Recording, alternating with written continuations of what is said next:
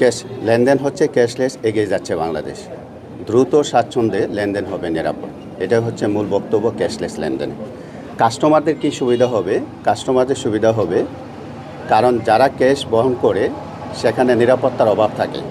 কিন্তু ক্যাশলেস লেনদেন করলে এখানে নগদ টাকার কোনো বিশেষ কোনো অংশ থাকে না, যা ধরুন চুরি ডাকাতি ছিনতাই হওয়ার সম্ভাবনা থাকে না। তারপরে হচ্ছে আপনার স্বচ্ছতা, গ্রাহকের পক্ষ থেকে স্বচ্ছতা। এখানে লেনদেন করার যে রেকর্ড থাকে তার টেস্ট করা যায়। টেস্ট করার কারণে এখানে কোনো দুর্নীতি, টাকা পাচার হওয়ার সম্ভাবনা থাকে না, মানি লন্ডারিং হওয়ার সম্ভাবনা থাকে না।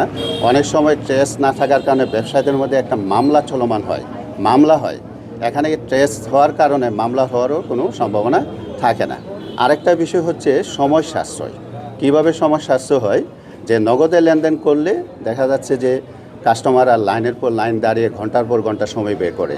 কিন্তু আপনি যখন একটা অ্যাপসের মাধ্যমে, যেমন পূবালী ব্যাংকের অ্যাপসের কথা বলি, এক ক্লিকে অল্প সময়ের মধ্যে আপনার টাকা লেনদেন হয়ে গেল। তাইলে এখানে কিন্তু সময়টা, কারণ বাংলাদেশের মানুষের এখন সময়ের সময়টা অত্যন্ত গুরুত্বপূর্ণ। এই যে 1 ঘন্টা 2 ঘন্টা সময় ব্যয় করবে, সেখানে যদি ব্যবসার মধ্যে উনি সময়টা ব্যয় করে, তাহলে কিন্তু এখানে উনি ব্যবসায়িকভাবে লাভবান হবে।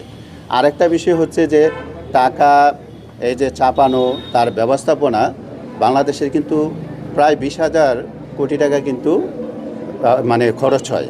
সেই খরচটা থেকে কিন্তু বাঁচা যাবে। আরেকটা বিষয় হচ্ছে, যারা এখন বলতে পারেন যে প্রান্তিক লেভেলের লোকরা তো আসলে এই ব্যাপারে অভ্যস্ত না। তাহলে এই ব্যাপারে অভ্যস্ত নাকি? এখন মফস্বলে 75% লোক বসবাস করে, কিন্তু মফস্বলে কিন্তু এখনই কিন্তু অনলাইনে, আমি নিজেই দেখলাম, অনলাইনে শপিং করে। অনেকেরই স্মার্টফোন আছে।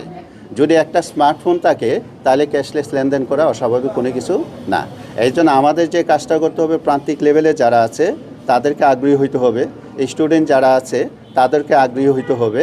আমরা যদি সবাই আগ্রহী হই এবং নিজেরা উদ্যোগী হয়ে যদি এই যে ক্যাশলেসের যে দক্ষতা অর্জন করি, তাহলে কিন্তু দেখবেন যে বাংলাদেশে এই যে একটা স্বপ্ন, 27 সালে 75% মানুষ ক্যাশলেসের আওতায় আসবে, 2041 সালে প্রায় 100% লোক ক্যাশলেসের আওতায় আসবে।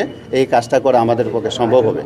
25 সালে প্রথম এগিয়ে যাচ্ছে বাংলাদেশ, লেনদেন হচ্ছে ক্যাশলেস। এই স্লোগানকে সামনে রেখে তারা সকল ব্যাংকে ডেকে বললেন যে আমাদের যে বর্তমান ট্রানজ্যাকশান 25% ক্যাশে হয়, এটা আমরা 27 সালের মধ্যে এটা 75-এ উন্নীত করতে চাই। সেক্ষেত্রে আপনারা সারা বাংলাদেশ জুড়ে জনগণকে সচেতন করেন।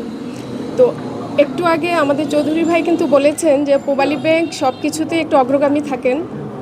সরকারি নির্দেশনা তো আমরা ব্যাংকগুলো বাংলাদেশ ব্যাংকের মাধ্যমেই পাই। তো বাংলাদেশ ব্যাংকের সেই নির্দেশনা পাওয়ার সাথে সাথে আমাদের এমডি স্যার সারা বাংলাদেশে আমাদের যতগুলো শাখা, উপশাখা, আইবিডাব্লিউ আছে, প্রত্যেকটা শাখাকেই আমাদেরকে টার্গেট করে দিয়েছেন যে এরকম ক্যাম্পেইন মিনিমাম 2টা করে প্রত্যেকটা শাখাকে করতে হবে।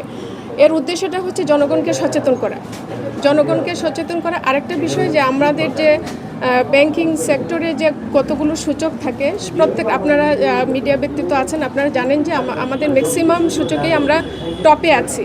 তো আমাদের টার্গেট হচ্ছে যে আমরা ডিজিটাল ব্যাংকিংও আমরা টপে যাব।